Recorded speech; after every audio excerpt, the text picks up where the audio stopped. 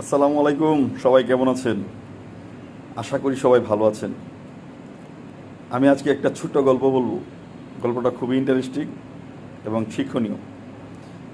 গল্পটা হচ্ছে, বনের রাজা সিংহ একদিন শীতের সকালে রোদ পোহাচ্ছিল। হঠাৎ একটা বানর এসে তাকে একটা লাথি দিল, একটা আঘাত করলো তাকে এবং বেঞ্চি কেটে চলে গেল। তো সিংহ অবাক হলো, কিরে, আমি একজন রাজা আর সামান্য বানর এসে আমাকে এরকম থাপ্পড় দিল। আচ্ছা, কিছু বলবো না, পরে দেখা যাবে। সে কিছুই বলে নাই, বানর চলে গেল। এই ঘটনাটা শিয়াল দূর থেকে অবজার্ভ করতেছিল। তো শিয়াল দৌড়ে আসলো, এসে বললো, কী অবস্থা বড় ভাই, কেমন আছেন? বানর আপনাকে ভেংসি মারে ভাই, ঘটনা কি বুঝলাম না, আপনি তো কিছুই বললেন না।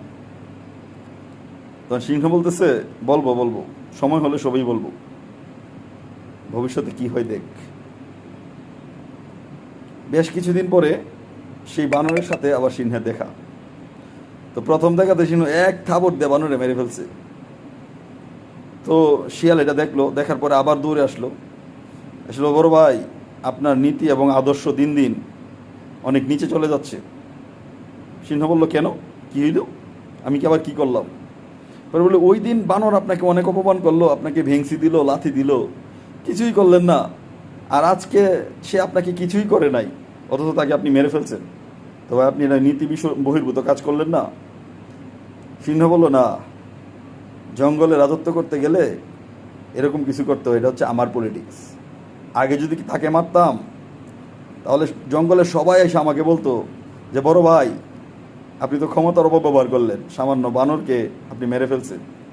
কিছুক্ষণ পর সবাই আইসা আজকে আমাকে আইসা বলবে যে, বড় ভাই, যা করছেন অনেক ভালো করছেন, থ্যাংক ইউ ভাই। শিয়াল বলতেছে, কেন ভাই, আমি তো আপনার এই পলিটিক্স বুঝলাম না।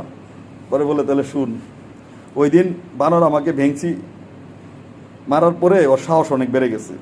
তারপর বনের যাকেই পায়, বাঘকে গিয়া সে কাতুকুতু দেয়, ভাল্লুককে গিয়া সে থাবড়া মারে, হায়ানাকে গিয়া সে লাথি মারে, গন্ডারের পিঠের উপরে সে চৈরা বেড়ায়।